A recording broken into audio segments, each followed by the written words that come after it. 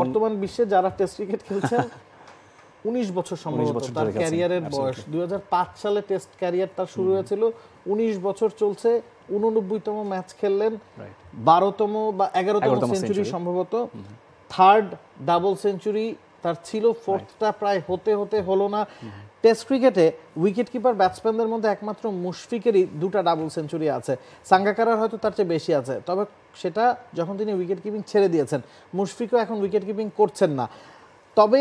middle অর্ডারে যেই ধরনের স্টেবিলিটি দরকার যেই সময় বাংলাদেশ দল বিপদে ছিল দুটা আউটস্ট্যান্ডিং পার্টনারশিপ কিন্তু মুশফিকের হাত ধরেই এসেছে লিটন দাসের সাথে ওই ক্যামিও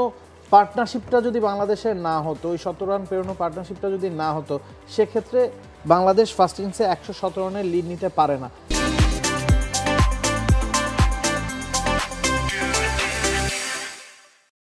মেহেদী মিরাজের সাথে যখন মুশফিক জুটি বাঁধেন তখন বাংলাদেশের রান 332 তখনও কিন্তু বাংলাদেশ প্রায় 116 রানে পিছিয়ে আছে পাকিস্তানের ফার্স্ট ইনিংসের চেয়ে মেহেদী মিরাজের সাথে ওই জুটিতে মেহেদী মিরাজ 8 নম্বরে ব্যাটিং করতে নেমেছেন ওই সময় 196 রানের জুটিটাই বাংলাদেশকে ড্রাইভিং সিটে নিয়ে গেছে ওই জুটিটাই নিশ্চিত করেছে যে বাংলাদেশ এই ম্যাচে হারছে না পঞ্চম দিনের সকালে বাংলাদেশ যখন ব্যাটিংয়ে নামে তখন বাংলাদেশ জানতো এই ম্যাচের ফল দুটো হওয়া সম্ভব বাংলাদেশের জয় অথবা পাকিস্তানের হার অথবা ম্যাচটা ড্র হতে পারত যখন ইকুয়েশন থেকে বাংলাদেশের হারটা সরে গেছে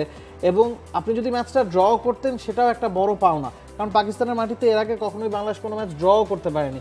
ওয়ানডে টি20 টেস্ট কোনো ফরম্যাটে কোনো জয় নাই তখনই তো একটু আত্মবিশ্বাস বাংলাদেশ ফিরে পেয়েছে তখনই তো খানিকটা হলেও নির্ভর হয়ে বাংলাদেশ ম্যাচটা খেলেছে absolutely Mushfiqur Rahim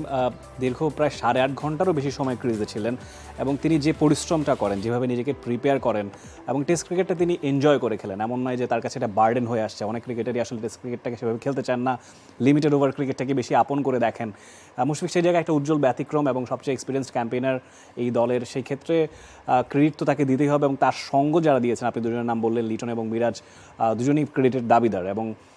initially declare করে দেওয়া এক টেস্ট ক্রিকেটে প্রথম ইনিংসে এটা আসলে কি বোঝায় যে আমরা ডমিনেটিং রোলে আছি সেই জায়গাটায় আরেকটাও বলতে হয় তিনি যেভাবে পরিশ্রম করেছেন এই সিরিজটাতে যাওয়ার আগে মুশফিক কিন্তু চট্টগ্রামে ঘাম ঝরিয়েছেন লম্বা সময় 4 ঘন্টা 5 ঘন্টা করে অনুশীলন করেছেন আমরা সেই ছবিগুলো দেখেছি সেই বিষয়গুলো জেনেছি এবং এ দলের হয়ে তিনি আগেই কিন্তু পাকিস্তানের বিপক্ষে খেলতে চলে গিয়েছেন